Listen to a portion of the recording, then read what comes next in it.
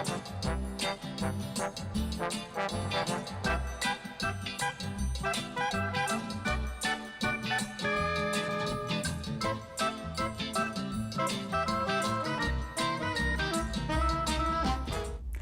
everybody, this is Caroline Sotheby and welcome to Up, Down, and Around Town. Well, I'll tell you what, you have to sit down for at least half hour because the guest I have today, he's going to talk about a lot of different things that you should be interested in, and I'll go right to him, who is our Deputy Chief, Archie Hamilton. Hey, welcome to the show. Hey, thanks for having me. I think one time I had asked you, okay, what is the difference between deputy chief and the chief of police? Oh, there's quite a bit of difference, actually. You know, I have a very important job, a lot of responsibilities, and part of that is, you know, warming up the police chief's car when it's cold out. You know, the chief, he really likes his car at 72 degrees. Oh, really? You know, he knows if you put that at 71 or 73, he's going to call me out. So I do that. I bring him coffee. Okay. And he really likes his donuts too in the morning. So I'll bring him his coffee and donuts and keep his car warm. So things like that. Okay. Mm-hmm. But what does deputy chief have to do though, besides all those little Oh, well, things? that usually keeps me busy. Yeah. But besides that, I'll basically handle the role of the police chief in his absence. Okay. I oversee our dispatch center. So we have the Downriver Central Dispatch Center, so I oversee that. And I do a lot of the things the police chief does. Okay. All right. And we're going to have to flip on something that was on practically all the television sets the last couple of weeks about our little dog rescue. So maybe we can put that on. There we are. Yes, you know, this was just an absolute amazing job by our firefighters, by our police dispatchers, and our police officers. They did such a remarkable job here. And what happened was we really had an alert couple that lived near the river, and they looked out the window and they seen this poor dog stranded on the ice in approximately more than 50 feet offshore, which is extremely dangerous.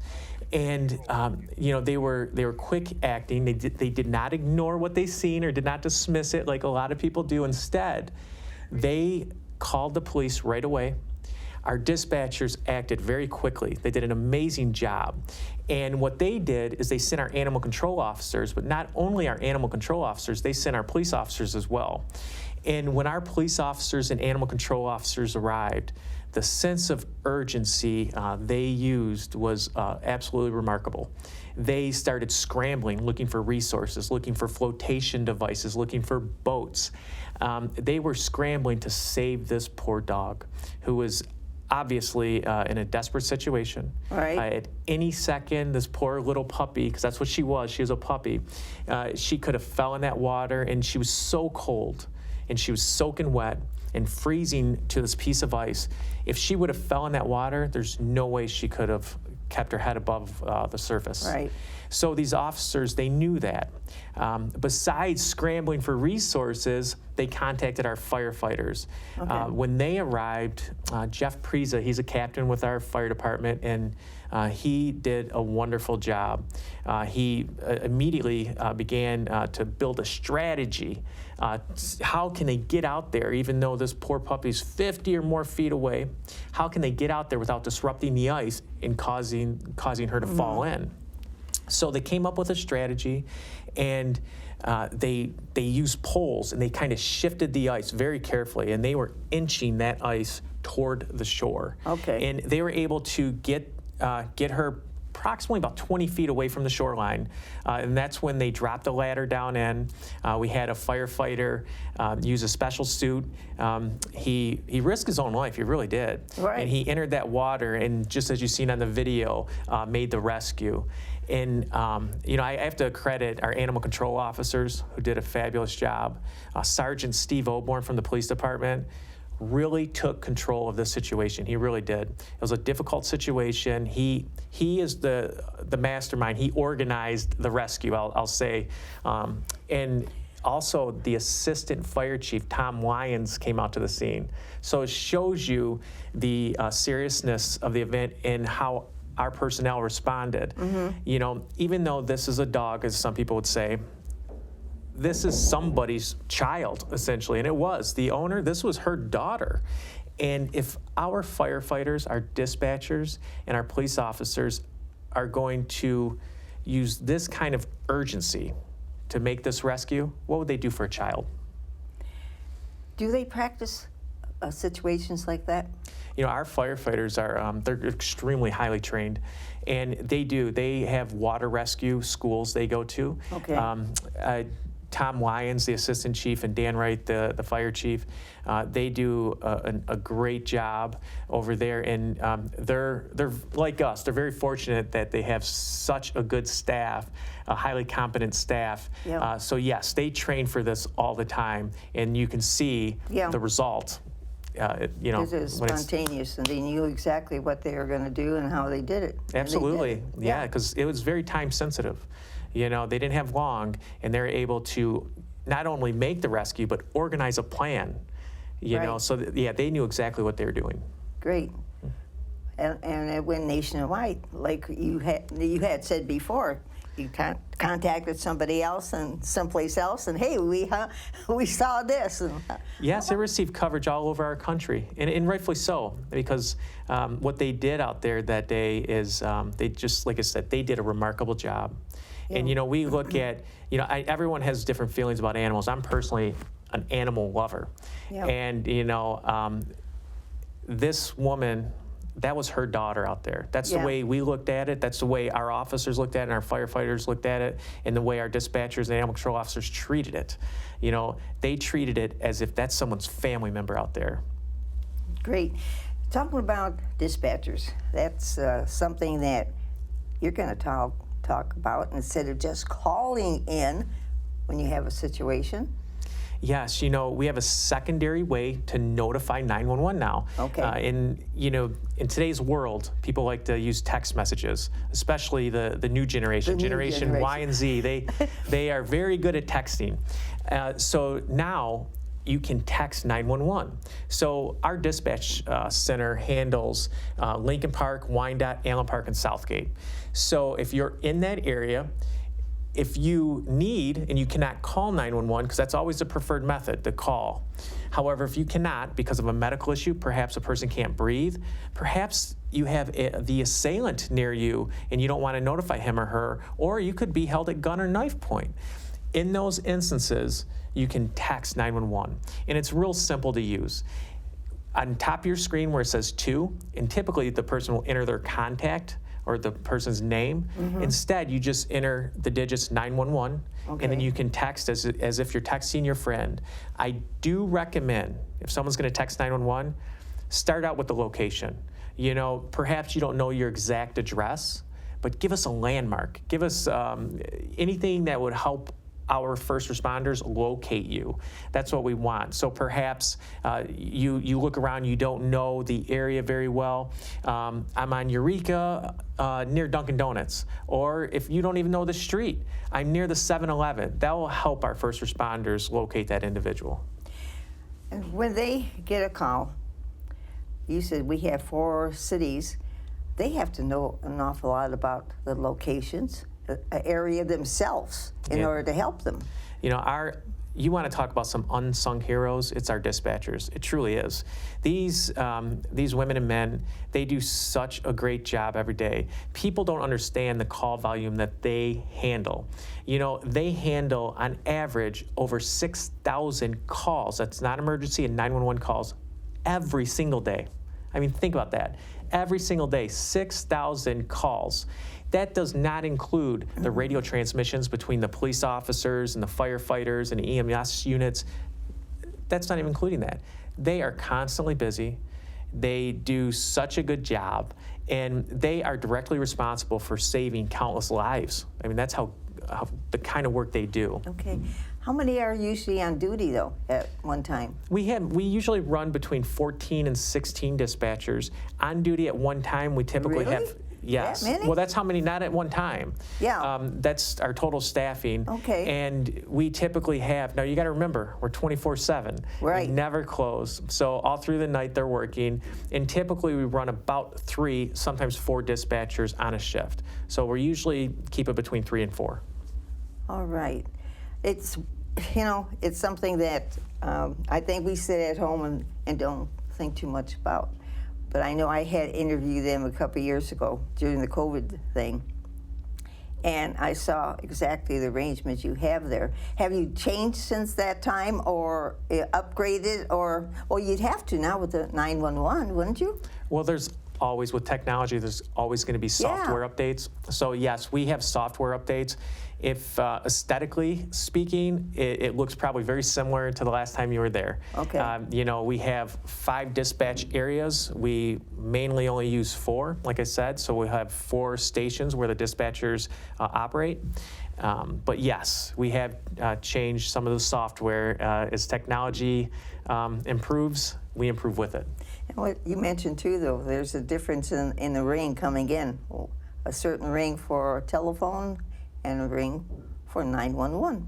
Yes, when someone calls the non-emergency phone number, so perhaps they could be calling for an abandoned vehicle, or their neighbors are being too loud, it has a certain ring, and it actually sounds like just your normal telephone. Really? However, when someone calls 911, it has a distinct ring, and that way it has this distinct audible tone.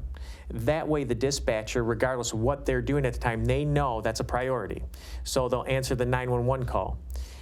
The text to 911 has a distinct tone from that. So Really? they have their own specified ringtone. That way it notifies anybody in that dispatch center. That way they know what's going on. They know to respond either via text or pick up the phone. Okay. A new generation coming up sooner or later. We're going to find out more things, I'm sure. Okay, we're going from that to another source, which is going to take place next year.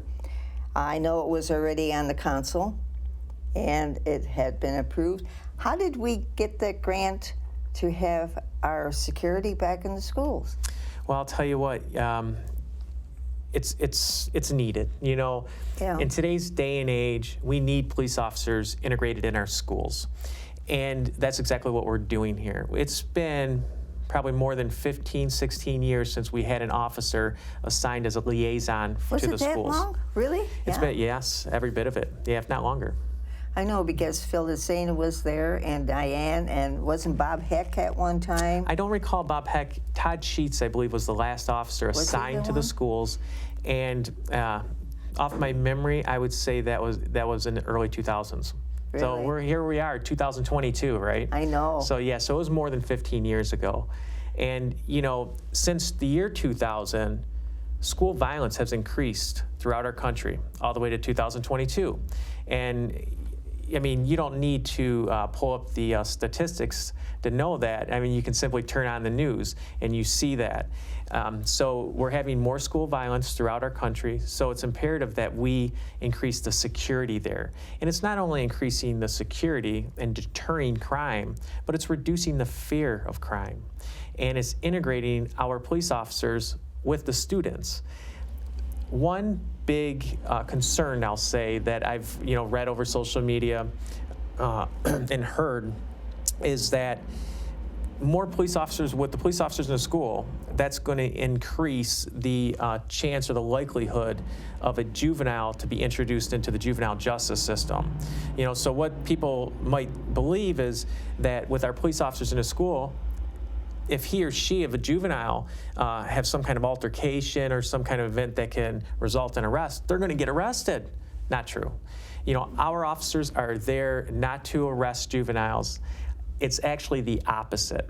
The goal and the method that we are going to use is to educate, to mentor, and to do whatever we can do to keep those juveniles outside of the juvenile justice system. We understand fully that if we detain or arrest a juvenile, that's a long-term impact on that kid. And it's also an impact on their parents. So we will use every means necessary to avoid putting a juvenile in the justice system. Right. Instead, we would like to fix that deficiency perhaps or behavior by other means. That was something I mentioned on our program about a month ago when Ann Gowdy had, given us all the information that the police department was requesting hiring. And one important thing, no felonies. We have to, as parents or grandparents even, make sure the kids are in line because they can screw up something badly, and that's for the rest of their lives. Absolutely. And how do you survive on not having a job or feeling comfortable about yourself? I mean, that's a bad stage of people growing up. So if you guys can help, and it says, well, I shouldn't say guys because you have gals there too right now. Yes, absolutely. We have men and women police officers. And, when these police officers go in the schools, we're going to follow the triad method, we call it, and it's to educate. So they'll be providing public safety education to the students. They'll also act as an informal mentor to these students. So, from our experience, the troubled kids, for the most part, are the children or the juveniles that lack support at home. So this will allow another responsible, educated adult as our police officers in the school to help guide those troubled children. So that's one of our goals, to get in there and to make a positive difference with our children. And it will be taking effect then next year, right? Yes. Right now the plan is to have our 2 detectives assigned to the schools at the beginning of the school year, and what would be likely September of 2022. All right. Okay. That sort of is, we've contacted a lot of information from you, dog rescue, 911, security. Another thing, somebody had mentioned that our Wyandotte department has a certification? Yes, we're accredited. That is a very high achievement in the state of Michigan. There's about 430 law enforcement agencies in the state of Michigan. We were one of 14 that are state accredited. And what that means is we meet the highest standards the state offers. So we have achieved that, and when I say we, I'm just glad to be a part of it because there's so many other people that are responsible for that achievement, and the Chief Brian Zaleski and Lieutenant Chuck Seeley, those two are the ones that took the bull by the horn, so to speak, and they're the ones that do all the work behind the scenes. But make no mistake, every single one of our officers, from the lowest officer we have to our detectives, to our sergeants, our lieutenants, they all contribute to this achievement. They truly do. And right now, I would say, if I had to guess, we have been accredited for 3 years now. And like I said, when we first came in, we were one of 14 departments. Roughly, it's around 25 departments throughout the state that are accredited. It's a very hard achievement. It typically takes 2 years of work every single day to achieve that goal. And Lieutenant Seeley and Chief Brian Zaleski and everybody else at our agency was able to achieve it within a year. They worked very hard, and we had a good foundation. We can't dismiss that. We had a good foundation. Our police department has always been fortunate enough to have strong leadership, very competent officers, and the byproduct is that we were able to meet these high standards in half the time. You also mentioned too, but when somebody came through and double checked, you even had something like go downstairs in the basement and check on the equipment? Yes, they check, when I say meet the standards, I'm talking about everything. They will look at, of course, your statistics. They will look at every single policy you have. You have to have certain policies. They're going to look at your use of force. They're going to look at your anti-bias training, any type of training you have. They're going to look at that. They even look at the size of your generator to make sure it's efficient enough to run if there's a blackout or a natural disaster. So they send, what happens is the state sends a team of assessors to our police department, and then they will audit us. They will go through all of our paperwork, all of our policies, all of our stats. They will check the building, and like I said, the generator. They will check our jail cells. They'll check the procedures and policies that we're following every single day, and they look for proof that we're following them. We can't just say, no, we do this. No, they look at our history, and they assure we're following those standards. Okay, another source I got information this past week from one of our new volunteers, and he said he was there and learned something about a lockout. So I don't know if you know him or not, but he said, yeah, I was there, and this, and this. So you have been doing that with this COVID situation and the school situation with the schools for, what, a couple of years already? Yeah, you know, probably about 5 years ago, we began working very closely with the schools. And because we could see this trend in violence in the schools throughout our country. So the chief and I and many others at our agency we had frequent meetings with the school staff.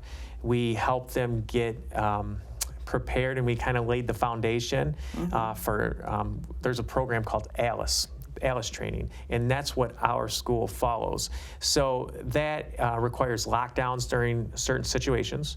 It's going to kind of outline how to handle an active shooter event or any other type of crisis that's happening at the school. We practice with the school staff in regards to drills. You know, we'll have drills with them. It can be active shooter. It can be maybe a fire at the school, and we'll help them, we'll assist them with their drills too. That way we're all on the same page, because if the unfortunate does happen, right, and we have a disaster like that, we're completely prepared. We're not scrambling when it matters most. Well, just like the dog rescue. Exactly. You're prepared. I mean, yes. Okay.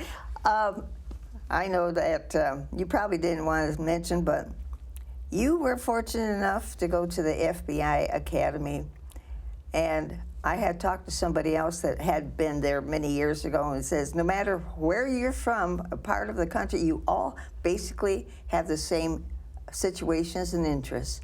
It does, and I am extremely grateful for my opportunity in Quantico, Virginia. I spent 3 months there training, and it is widely recognized as the highest level of training in law enforcement. And I think anybody in our department, I can assure you, anybody that we send there, they would be able to finish that program academically and physically without any trouble. So it's not exactly what I did. It's really a reflection on the leadership throughout our city. I was gone for 3 months. And during that time, Chief Brian Zaleski handled double the workload. And he had to have his own coffee. He had to make his own coffee. He had to pick out his own donuts. And he had to warm up his own car. It was shocking. And he did this without complaining. That's what's so shocking about it. And he never complained. But honestly, his workload doubled. And he was so supportive, right from the mayor, the city administrator, our council. That by getting that achievement, that's really a reflection, and it speaks volumes about the leadership we have in this city, more so than the person who finished the academy, because like I said, it was nothing spectacular. But I'll tell you what, that speaks more about our city is I'm not the only graduate here. We do have somebody on council, Councilman Alderman, who's also a graduate at the FBI Academy in Quantico. Yeah. So that is he's a good resource to have around. Okay, we'll have to mention that to him once in a while. We're almost done. I know sooner or later you said you'd probably be willing to come on the show in case anything else pops up.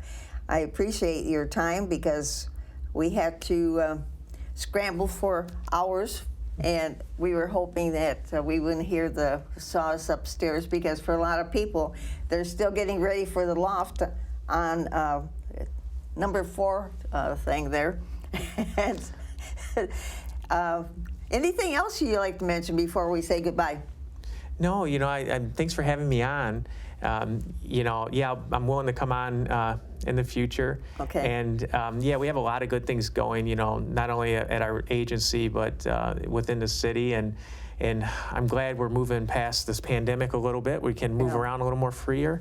And, we're almost here in springtime. So then all of our Thank events are going to start happening. So I'm very excited about that. You talk about springtime this weekend, spring ahead. Yes, we do. We spring ahead, and I looked at the temperatures. We're looking at the 50s next week. So yeah, things are on the uppity up for sure. Okay. Thanks. You take care, okay? Thank you so much. And thanks for watching. We'll see you next time on Up, Down, and Around Town. Bye-bye now.